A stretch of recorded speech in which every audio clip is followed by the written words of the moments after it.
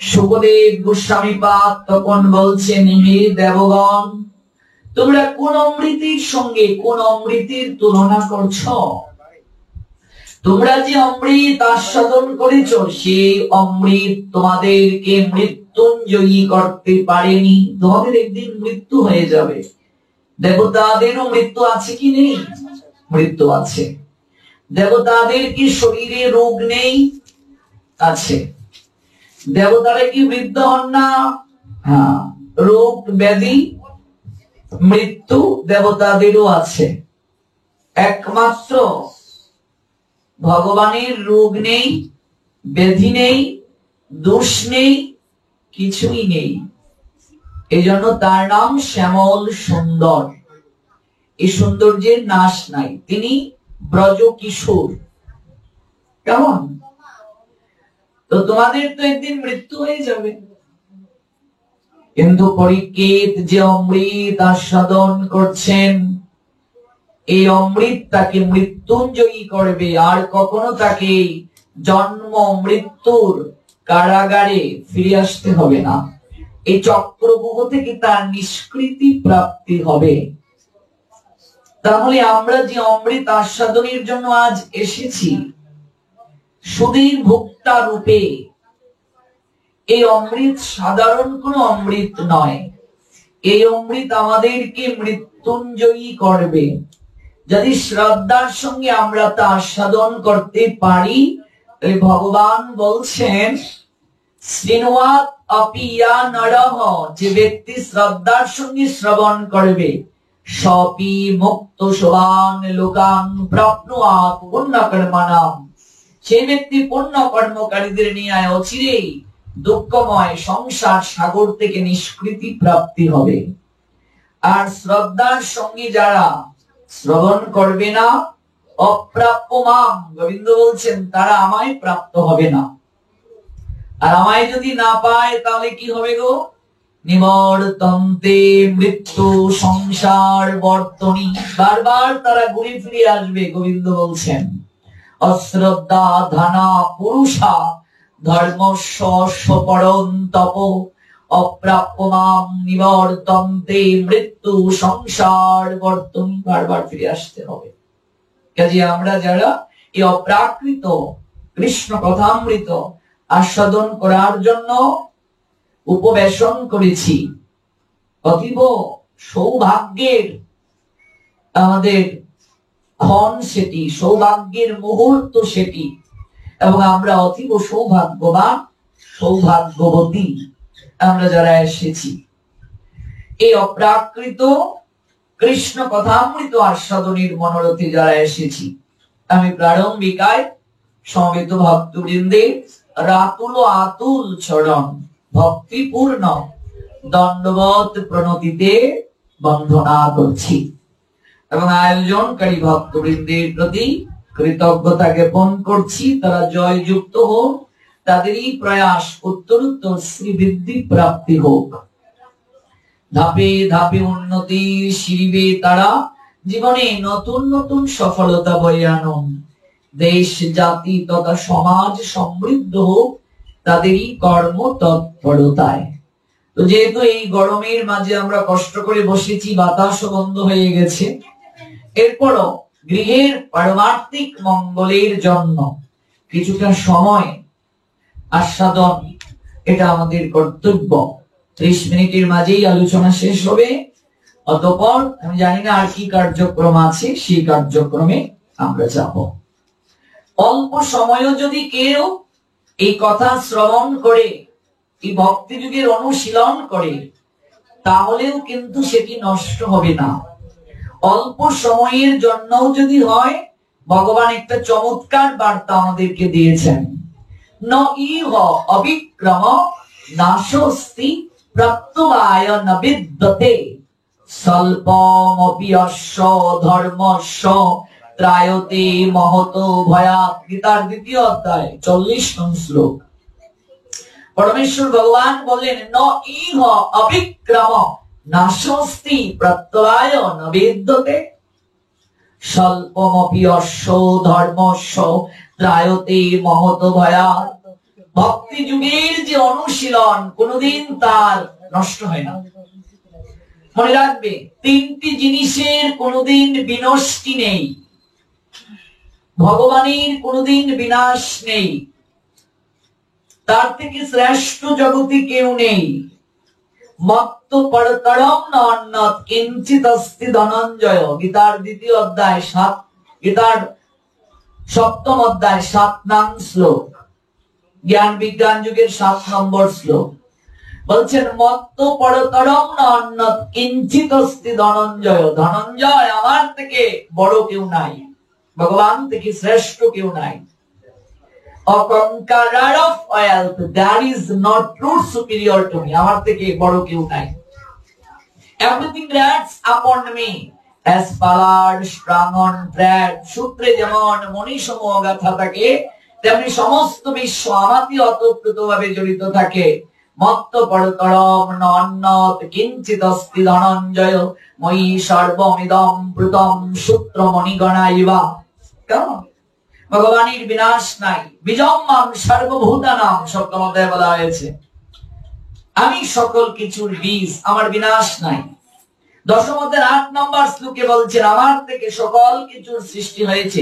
অহম সর্বস্ব প্রভব মত্ত সর্বম প্রবর্ততি ইতি মত্তা ভজন্তে মাম বুধা ভাব সমন্বিতা। জগতে বুদ্ধিমান ব্যক্তি তাকেই বলা যায় যে আমার আরাধনা করে, জানতে পেরেছে আমাকে, বুঝতে পেরেছে আমাকে। যে আমাকে জানতে পারেনি সে হচ্ছে মূর্খ। নমাম দুষ্কৃতি ন মুরা, আমায় যে জানে না সে মূর্খ। মুরো মানে মূর্খ, এইটারে ইগনোরেন্স। তো মত্ত পরতরম নন্ন কিঞ্চিত অস্তি ধনঞ্জয়, সপ্তম অধ্যায়ের 7 নং। দশম অধ্যায়ের 8 নং হচ্ছে অহম সর্বস্ব প্রভব মত্ত সর্বম প্রবর্ততে ইতিমত্তা ভজন্তে মাম বুধা ভাব সমন্বিতা। যদি সেই ব্যক্তি বুদ্ধিমান যে আমাকে জানতে পেরে আমার আরাধনা করছে, অর্থাৎ কৃষ্ণকে যারা ভজন করে সে বুদ্ধিমান, বিচক্ষণ, চতুর। সে কৃষ্ণ যে ভজে সে বড় চতুর, মায়া যে ভজে সে হয় ফতুর। ফতুর শব্দের অর্থ কি? নিঃস্ব, নিঃস্ব হয়ে যায়। এক সময় তার সকল কিছু বিনাশ হয়ে যায়। তাহলে ভগবানের বিনাশ নেই, আর কার নেই? ভক্তের বিনাশ নাই। কোথায় প্রমাণ? এই নবম অধ্যায়ে প্রমাণ আছে গীতায়। ক্ষিপ্রম ভবতি ধর্মাত্মা শশ্বৎ শান্তিম নিগচ্ছতি কোন্তেয় প্রতি জানি হে নমে ভক্ত প্রণশ্যতি। আমার ভক্তের কোনদিন বিনাশ হয় না। তাহলে ভগবানের বিনাশ নেই, ভক্তের বিনাশ নেই, আর কার বিনাশ নেই? ভক্তির বিনাশ নাই। ভক্তির কখনো বিনাশ হয় না। নইহ বিক্রম নাশস্তি প্রত্যবায় নবিদ্যতে স্বল্পমপি অশ্ব ধর্মস্য ত্রায়তে মহত ভয়া। জগতে তিনটি জিনিসের কোনদিন বিনাশ হয় না, আর সকল কিছুর বিনাশ হয়ে যাবে। এই শরীরের বিনাশ হয়ে যাবে। এই যে বাড়িটা বাঁধা হয়েছে তারও একটা নির্ধারিত আয়ু আছে কি নেই? হ্যাঁ, এক সময় এটা টেম্পার কনজাম্প হয়ে যাবে, নষ্ট হয়ে যাবে, আপনাদের কি ভেঙে পড়ে যাবে। হ্যাঁ, সিমেন্টেরও একটা টেম্পার আছে কি নেই? একটা নির্ধারিত সময় আছে। ইটেরও একটা নির্ধারিত সময় আছে, কংক্রিটের একটা নির্ধারিত সময় আছে। কংক্রিটটা যে আমি মাখালাম তার একটা নির্ধারিত আয়ু আছে। এটা একদিন নষ্ট হয়ে যাবে। শরীর নষ্ট হয়ে যাবে, স্মৃতি শক্তি নষ্ট হয়ে যাবে, বুদ্ধি নষ্ট হয়ে যাবে, যৌবন তো নষ্ট হয়েই যায়। এধন যৌবন পুত্র পরিজন ইতে কি আছে পরতিতীরে, এগুলো পরিতৃপ্তি দেয় না, নষ্ট হয়ে যায়। কিন্তু ভক্তির নষ্টি নাই, এটা কোনোদিন নষ্ট হবে না। এই যে আমরা আজকে এত গরমের মাঝে বসেছি, সকল কিছু তো লেখা হয়। ধর্মরাজ যমের দুজন চর, চিত্রগুপ্ত বিচিত্রগুপ্ত। চিত্রগুপ্ত, চিত্র মানে কি? ছবি, গুপ্ত মানে কি? গোপনে। গোপনে যিনি ছবি তুলে, যে আমাদের এখানে একজন ছবির কারিগর এসেছেন, ফটোগ্রাফার, সে লাইট ছাড়া ছবি তুলতে পারে না। কিন্তু চিত্রগুপ্তের লাইট দরকার হয় না, অন্ধকারেও ছবি তুলতে পারে। কেউ দরজা লাগিয়ে কুকর্ম করছে, সেখানেও ছবি উঠে যাচ্ছে। কেউ জানে না আমি একটা কার্য করে নেব, চিত্রগুপ্তের এখানে ছবি উঠে গেছে। সিসি ক্যামেরা যদি কারো বাড়ি থাকে তাই মানুষ দেখবে খুব সাবধানতার সঙ্গে থাকে, কারণ সিসি ক্যামেরার আওতাভুক্ত এলাকা, তার মানে একটা কিছু করার আগে মানুষ ভয় পায়। আবার দেখবে লেখা থাকে কুকুর হতে সাবধান, মানে কুকুর আছে সাবধান থাকে। এখন সিসি ক্যামেরার আওতাভুক্ত সাবধান থাকে, তাহলে সিসি ক্যামেরা যেটুকু জায়গা আছে সেটুকু জায়গায় সাবধান, বাকি জায়গায় সিসি ক্যামেরা নাই, চলুক। কিন্তু মানুষ যেদিন বুঝতে পারবে উপরে সিসি ক্যামেরা ফিট আছে, সব জায়গার সকল কিছু রেকর্ড হচ্ছে, এই চেতনা যেদিন মানুষ উপলব্ধি করতে পারবে, সেদিনই তার প্রকৃতপক্ষে মনুষ্যত্ববোধ জাগ্রত হয়েছে বলে জানবে। চিত্রগুপ্তের সকল কিছু স্থির চিত্রে ধারণ হচ্ছে, এমন কি এই যে গরমের মাঝে আমরা বসে আছি, আমাদের এক প্রভু বাতাস করছেন, এই ছবিগুলো লেখা হয়ে যাচ্ছে, ধারণ করা হয়ে যাচ্ছে, চিত্রগুপ্তের খাতায় লেখা হয়ে যাবে, ছবিটাও তোলা হয়ে যাবে। কেমন? এটাই গীতায় বলা আছে, দ্বিতীয় অধ্যায়ের 40 নং শ্লোক, ন ইহ অবিক্রম নাশস্তি প্রত্যবায় নবিদ্যতে। অর্জুন শুনো, জগতের সব কিছুর বিনাশ আছে, কিন্তু ভক্তি লাভের জন্য মানুষ যে প্র্যাকটিস করে, অনুশীলন করে, ভক্তি লাভের জন্য মানুষ যে অনুষ্ঠান করে, ভক্তি লাভের জন্য মানুষ যে আচরণ করে, এটির কোনোদিন বিনাশ হয় না। এটা অবিনশ্বর, এটা বিনাশ হবে না। এবার প্রশ্ন আসতে পারে, এটা কত সময়ের জন্য হলে বিনাশ হবে, কত সময় করলে বিনাশ হবে না? ভগবান বলেন এটার কোনো নির্ধারিত সংখ্যা নাই। কেউ যদি স্বল্প সময়ের জন্য করে, আবার কেউ বৃহৎ সময়ের জন্য করে, ওই সমান, নষ্ট হবে না। স্বল্পমপি অশ্ব ধর্মস্য ত্রায়তে মহত ভয়া। স্বল্প সময়ের জন্য যদি কেউ করে, ত্রায়তে মহত ভয়া, ত্রায়তে মানে ত্রাণ করা, সেই ব্যক্তিকে, কোন ব্যক্তিকে? যে ব্যক্তি আয়োজনকারী, অনুষ্ঠান কর্তা, অনুষ্ঠান কর্তাকে সংসার রূপ মহাভয় থেকে পরিত্রাণ করে। চৈতন্য চরিতামৃত আরো সহজভাবে বলছেন, লব মাত্র সাধু সঙ্গে সর্বসিদ্ধি হয়, আরো সংক্ষেপ করে বললেন।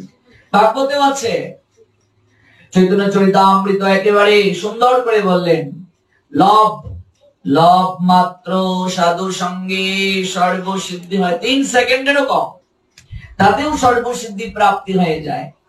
স্বল্পমপি অশ্ব ধর্মস্য ত্রায়তে মহত ভয়া, মহাভয় থেকে পরিত্রাণ করে।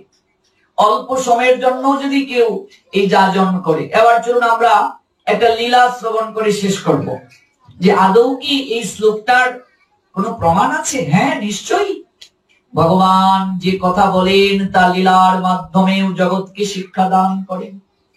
আমরা ভাগবতে একটি চরিত্রের কথা জানি, যার নাম অম্বরীশ মহারাজ। নিশ্চয় নাম শুনেছেন, যিনি তার সকল ইন্দ্রিয় ভগবানের সেবায় উৎসর্গ করেছিলেন। অম্বরীশ মহারাজ একজন সাধুকে আহার না করিয়ে তিনি কখনো সেবা গ্রহণ করতেন না। সংসারী মানুষের ধর্ম কি? একটি পশুর সেবা আর একজন সাধুর সেবা না করিয়ে তিনি আহার গ্রহণ করবেন না, এটা সংসারী মানুষের ধর্ম। এটাকেই মহাপ্রভু বললেন, জীবে দয়া নামে রুচি বৈষ্ণব সেবন, ইহা হতে ধর্ম আর নাহি সনাতন। জীবে দয়া পোষণ, নামে রুচি। জীবে দয়া পোষিত না হলে যতই গুটি টানছি, নামে রুচি আসবে না। এর থেকে শ্রেষ্ঠ ধর্ম কিছু নেই। প্রত্যেক সংসারী মানুষের দায়িত্ব একজন সাধুকে আহার করিয়ে, একটা পশুর সেবা করিয়ে সে সেবা করবে। এবার প্রতিদিন সাধু পাবো কোথায়?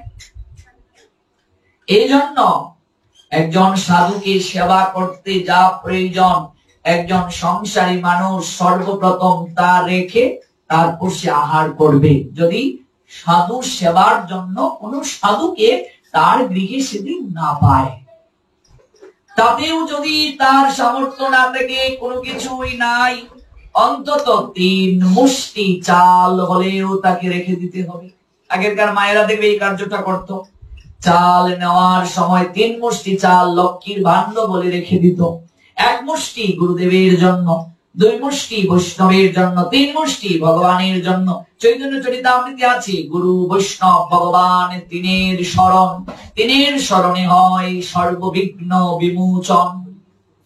যে গৃহে সাধু বৈষ্ণবের আগমন হয় না, সেই গৃহটা হচ্ছে শ্মশান তুল্য। যে তীর্থে সাধুর পদচারণা নাই, মহাজন বলছেন কাকের তীর্থ। যে তীর্থে বৈষ্ণব নাই, সেটাই কেন যাই? হাটিয়া দূরদেশ, যেথায় বৈষ্ণবগণ তথায় মধুর বৃন্দাবন, তথায় আনন্দ শেষ। যেখানে সাধু নেই, সাধুর পদচারণা নাই, কাকের তীর্থ, শ্মশান তুল্য। অপ আত্মা সেই গৃহে সে আশ্রয় নেয়, যে গৃহে ভোরবেলা কাশি বাজে না, ঘন্টা বাজে না, উলুধ্বনি হয় না, কীর্তন হয় না। সন্ধ্যাবেলা কাশি বাজে না, ঘন্টা বাজে না, উলুধ্বনি হয় না, কীর্তন হয় না। যে গৃহে, এই গৃহটা শ্মশান তুল্য, অপ আত্মার আশ্রয় স্থান সেই গৃহ। যে আত্মাগুলো কোথাও স্থান পায় না, সেই গৃহে সে আশ্রয় নেয়। লক্ষ্মী সেই গৃহে থাকেন না। কেমন একটা কুসংস্কার আছে, বৃহস্পতিবারে ঘন্টা বাজালে নাকি লক্ষ্মী চলে যায়, এগুলো কুসংস্কার। কেমন ঘন্টা বাদ্য ছাড়া কোনো শুভ কার্যই হয় না। অম্বরীশ মহারাজ যেদিন কোন সাধুকে সেবা করতে না পারতেন, সেদিন তিনি উপবাস থাকতেন। ভাবা যায়, রাজা হয়েও তিনি ঋষি, রাজর্ষি তিনি ছিলেন, এবং তার সকল অঙ্গ প্রত্যঙ্গ তিনি ভগবানের সেবায় উৎসর্গ করেছিলেন। এত বড় সাধু তিনি। যদি তিনি কোন সাধুকে সেবা করাতে না পারতেন, উপবাস থাকতেন। এবার আমি গৃহী, আমারও দায়িত্ব। গৃহীর একটাই সেবা, সাধু সেবা, আর কোনো তার দায়িত্ব নাই, ধর্মও নাই। সামর্থ্য অনুযায়ী সে তাহলে রেখে দেবে, সাধু না পেলে মাস শেষে কিংবা 6 মাস শেষে কিংবা বছর শেষে তা দিয়ে সে সেবা করবে। যে মন্দিরে গোমাতার সেবা হয়, সেখানে সে একটা অর্থ প্রদান করবে, কিংবা খড় কুটা ইত্যাদি যা প্রয়োজন ক্রয় করে দিয়ে দেবে। গোমাতার সেবা, পশুর মাঝে শ্রেষ্ঠ সেবা গোমাতার সেবা, এটা করতে হবে। সে তার উপার্জনে 4 ভাগের 1 ভাগ ধর্ম প্রতিপালনে ব্যয় করতে হবে। মুসলমানদের মাঝে একটা শব্দ আছে যাকাত, শুনেছেন কিনা? তাদের উপার্জনের সম্পত্তি একটা ভাগ তারা স্রষ্টার জন্য, ধর্ম পালনের জন্য, এতিমদের জন্য তারা এটা উৎসর্গ করে। আমাদেরও ভাগবত শাস্ত্র বলছে আমাদের উপার্জনের 4 ভাগের 1 ভাগ ভগবত সেবায় আপনাকে অর্পণ করতে হবে। আপনার উপার্জন যদি 1 লক্ষ টাকা হয়, মাসে 25,000 টাকা ভগবানের জন্য। যদি কেউ ভগবানের প্রদত্ত সম্পদ ভগবানকে না দিয়ে নিজে গ্রহণ করে, তাহলে সেই অর্থই তার জীবনে অনর্থের কারণ হবে। ভগবান কোনো না কোনো মাধ্যমে অর্থটাকে ব্যয় করিয়ে নেবেন। ভাবুন তো, আমাকে ভগবান অর্থ দিলেন, আরেকজনকে কেন দিলেন না? এটা কি কখনো আমি চিন্তা করেছি যে আমাকে এত অর্থ দিলেন, আরেকজন কিন্তু দিলেন না? আমার পূর্বজন্মে নিশ্চয়ই পুণ্য ছিল, পুণ্যের প্রভাবেই তো লক্ষ্মীর কৃপা হয়। লক্ষ্মী তো এমনিতে আসে না, পূর্বজন্মের সৎকর্ম ছিল। তার মানে ভগবান আমাকে দিয়ে জগতে মহৎ কার্য করাতে চান। আমাকে অর্থ কেন দিয়েছেন? আমার দ্বারা জগতে মহৎ কার্য সম্ভব, এই জন্য তিনি দিয়েছেন। আরেকজনকে দেননি, তার দ্বারা এটা সম্ভব নয়। তার সেই সৎকর্ম, প্রারব্ধ কর্ম ভালো ছিল না। কিন্তু আমি সেই অর্থ প্রাপ্ত হওয়ার পর, সেই অর্থ যদি আমি ভগবত সেবায় না লাগাই, মনে রাখবে লক্ষ্মী প্রতিজ্ঞা করেছেন শ্রীবাসকে কেন্দ্র করে। মহাপ্রভুর এটি বর। মহাপ্রভু শ্রীবাসকে বলেছিলেন, লক্ষ্মী তোমার গৃহে বন্দী থাকবে। লক্ষ্মী তুমি প্রতিজ্ঞা করো আমার কাছে, শ্রীবাসের গৃহ ছেড়ে যাবে না। কেন এই প্রতিজ্ঞা লক্ষ্মী মহাপ্রভুর কাছে করলেন?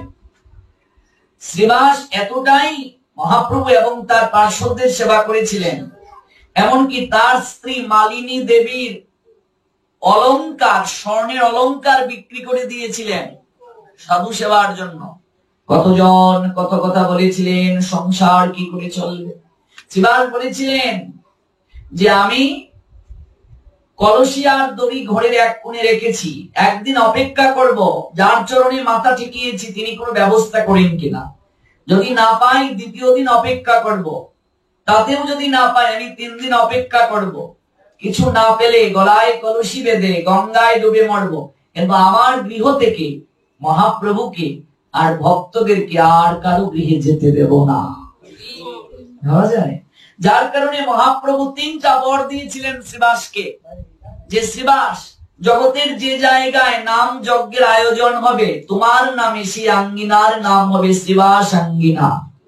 আপনি যদি আয়োজন করেন, আমি আয়োজন করি, আমার আঙ্গিনা বা আপনার নামে আঙ্গিনা বলা হয়, কি বলা হয়? শ্রীবাস অঙ্গনে যারা সমবেত হয়েছেন শ্রীবাস, অর্থাৎ উনি শ্রীবাসের ভূমিকায়। দ্বিতীয় বর দিয়েছিলেন বৈকুণ্ঠের লক্ষ্মীও যদি কোনোদিন দাঁড়ে দাঁড়ে ভিক্ষায় বের হন, এটি তো কোনোদিন সম্ভব না, যদি কোনোদিন বের হন এমনও যদি দুরাবস্থা আসে, তোমার গৃহে কোনোদিন অন্ন জলের অভাব হবে না শ্রীবাস, লক্ষ্মী সর্বদা তোমার গৃহে থাকবে। তৃতীয় বর, এই আঙ্গিনায় কুকুরও যদি ধুলায় গড়াগড়ি দেয় তাহলে সেও বৈকুণ্ঠ গতি প্রাপ্তি হবে। শ্রীবাসকে এত কৃপা করলেন মহাপ্রভু, তার যে পাঞ্জাবি, যে দর্জি বানায়, ওই দর্জিটা যখন শ্রীবাসের পুরাতন পাঞ্জাবি মাপ দিচ্ছে আরেকটা নতুন পাঞ্জাবি বানানোর জন্য, ওই পুরাতন পাঞ্জাবি মানে প্রসাদী পাঞ্জাবিটা স্পর্শের সঙ্গে সঙ্গে মহাপ্রভু ওই দর্জিটাকেও প্রেম দান করে দিয়ে দিলেন। সাধু সেবার মহিমা দেখো। গৃহস্থ ভক্তই তো শ্রীবাস, মহাপ্রভুর 1/3 পার্শ্বদ্রায়ী গৃহস্থ। এখানেই শেষ নয়, শ্রীবাসের ঘরের যে কাজের মেয়ে যার নাম দুঃখী, ওই দুঃখী মহাপ্রভুর চরণে জড়িয়ে ধরে কেঁদে কেঁদে বলেছিল, প্রভু গো তুমি সবাইকে কৃপা করলে, তুমি তো নাম কীর্তন অন্তে চলে যাবে, এমন কেউ নয় যে বঞ্চিত হলো না তোমার চরণ থেকে। প্রভু আমি দুঃখী, ছোটবেলা আমাকে রেখে মা মারা গিয়েছেন, বাবাও চলে গিয়েছেন তার কয়েক বছর পর, আমি তো এতিম, আমার কেউ নাই। হয়তো বহু জন্মের সৌভাগ্য ছিল বলে শ্রীবাসের ঘরে আমি চাকরানী হয়েছিলাম, কাজের মেয়ে হয়েছিলাম, বৈষ্ণবের গৃহে কাজের মেয়ে হয়েছিলাম, সেই কৃপায় আমি তোমার চরণ দর্শন পেলাম। প্রভু গো শুধু এই জন্মে নয়, তুমি আমায় কৃপা করে যাও, যদি আমি আবারও জন্ম নেই, আমি চাকরানী হতে চাই, কিন্তু আমায় বৈষ্ণবের গৃহে রাখিব, সাধুর গৃহে আমায় রাখিও। তাহলে সাধুগণ যেখানে থাকেন, বৈষ্ণবগণ যেখানে থাকেন, আনন্দিত অনুক্ষণ থাকে সেই জায়গা, সদা হয় কৃষ্ণ প্রসঙ্গ, ভগবানের কথা ব্যতীত আর কোনো কথা সেখানে হয় না। তুমি আমায় কৃপা করে যাও, আমার যে কেউ নাই জগতে। গৌরহরি তখন দুঃখীকে বলেছিলেন, দুঃখী এই জগতের সর্বশ্রেষ্ঠ কাঙ্গাল, কাঙ্গালি, দুঃখী, দুঃখিনী সে, যে কৃষ্ণ প্রেম লাভ করতে পারে নাই, যার জীবনে কৃষ্ণ ভক্তি লাভ হয় নাই, কৃষ্ণ প্রেম ধন বিনা ব্যর্থ দরিদ্র জীবন, দাস করি বেতন মুড়ে দেহ প্রেম দন, এই জগৎ সংসারে তার মতো দুঃখী, তার মতো অভাবী কেউ নাই, যে কৃষ্ণ প্রেম, কৃষ্ণ ভক্তি লাভ করতে পারলো না। কে বলেছে তোর নাম দুঃখী? আজ থেকে আমি তোর নাম দিলাম সুখী।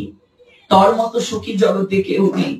প্রতিদিন সুরধনী গঙ্গা থেকে মাটির কলসি ভরে তুই কত জল এনেছিস রে, সাধুদের চরণ প্রক্ষালন করে দিয়েছিস, স্নান আদির জন্য জলের ব্যবস্থা করে দিয়েছিস, কত সাধু সেবা তুই করেছিস। এই জগৎ সংসারে সকল কিছু এক সময়ে বিনষ্ট হয়ে যেতে পারে, কিন্তু যে সাধু সেবা করে এই কৃপা কোনোদিন তার বিনাশ হয় না।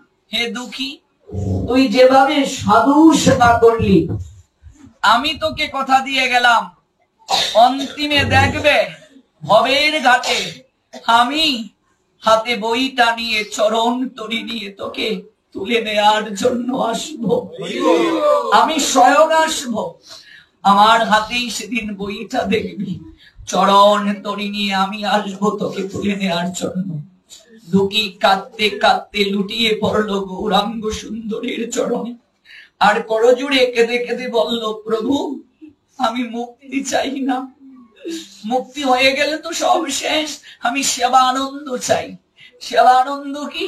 তুমি আমায় যে জন্ম দাও না কেন, আমি প্রত্যেক জন্মে জন্মে যেন গুরু বৈষ্ণব ভগবানের সেবা করতে পারি।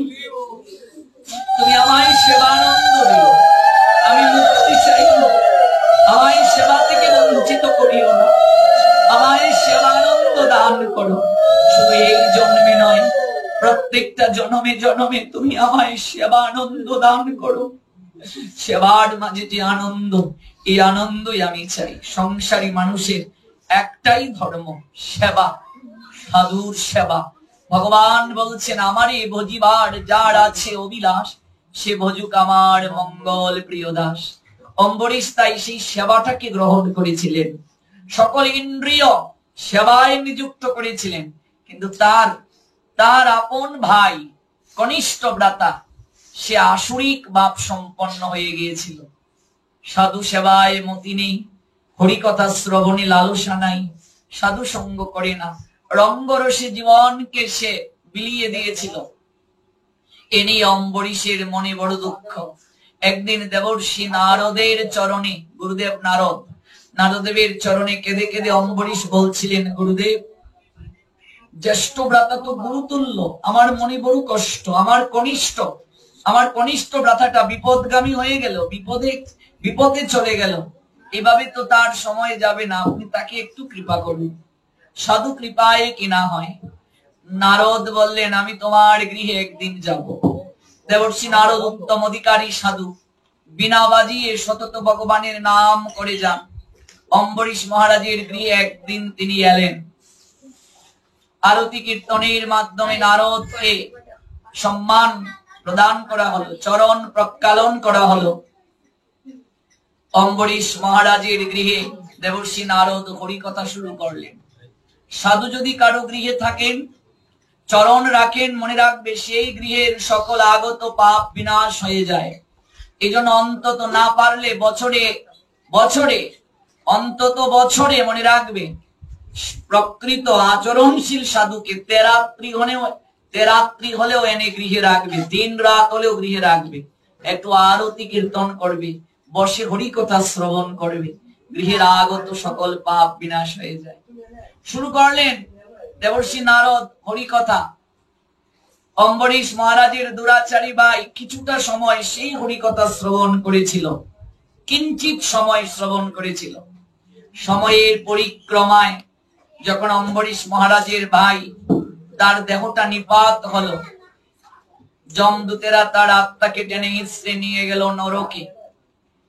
চিত্রগুপ্ত, দেখো তো ওর জীবনে কি সৎকর্ম আছে।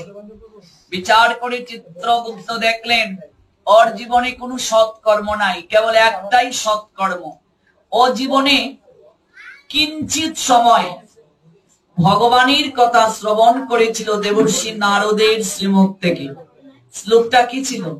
স্বল্পমপি অশ্ব ধর্মস্য ত্রায়তে মহত ভয়া নইহ অবিক্রম নাশস্তি প্রত্যবায় ন বিদ্যতে। স্বল্পমপি অশ্ব ধর্মস্য ত্রায়তে মহত ভয়া। অল্প সময় ভগবানের কথা শ্রবণ করেছিল। বলো তুমি কি চাও? তোমার জীবনে কোনো সৎকর্ম নাই, একটাই সৎকর্ম। সৎকর্মটা কি? তুমি কিছুটা সময় ভগবান শ্রী হরির কথা শ্রবণ করেছিলে দেবর্ষি নারদের শ্রীমুখ থেকে।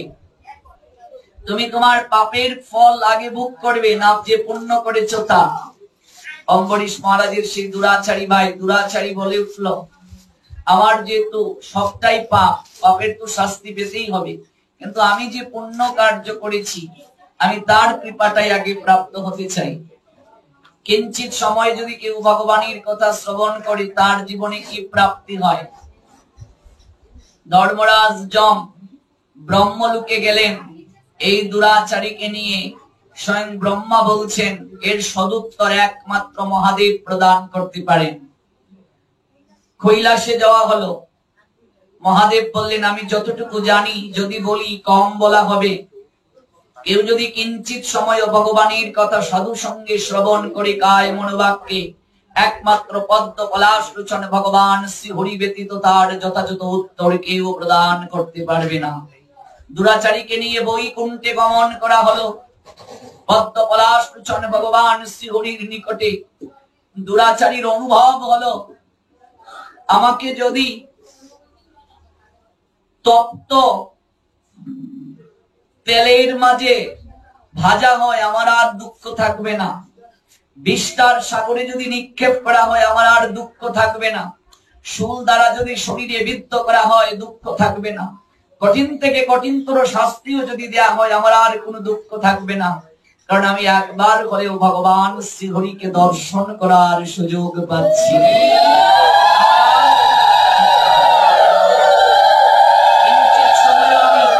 ভগবান দর্শনের সুযোগ পাব। যমরাজ প্রণাম দিয়ে বলছেন, প্রভু তুমি আমায় একটা দপ্তরের দায়িত্ব দিয়েছো, পাপ যারা করবে তাদের শাস্তি প্রদান করা হবে।